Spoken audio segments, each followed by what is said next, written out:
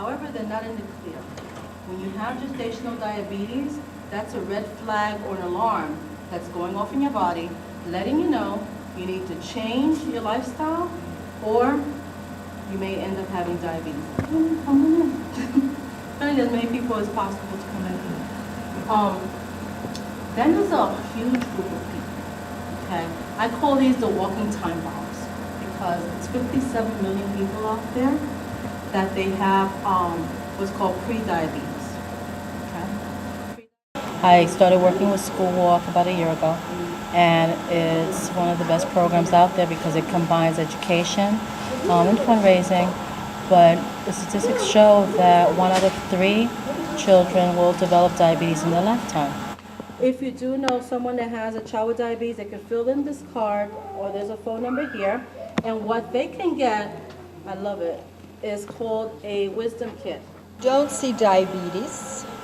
People that have diabetes don't necessarily right away feel the side effects of it. And the idea of this workshop was to get to children young, whether they have diabetes or not, to understand that if you're able to take care of your system now at an early age, it'll be a lot easier to do it at a later stage.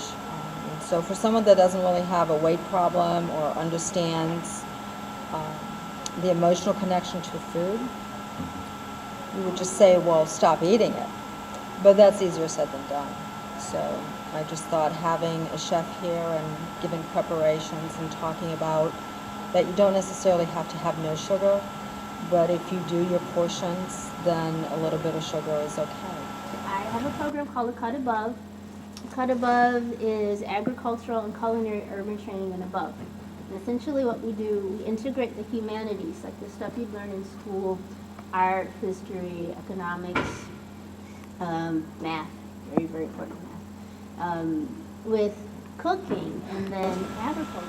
What we try to do is, number one, increase exposure. Say, hey kids, this is an eggplant. This is what it tastes like. This is how you can prepare it. Guess what? It's affordable. Here's where you can go to your neighborhood to get it. Hey kids, this is a tangerine.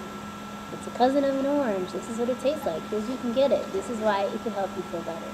So it's educating the kids primarily through exposure, and then educating their parents, and then re-educating them on how to stretch their food dollars with good, wholesome foods. So there you have it. So it has to sit a little bit.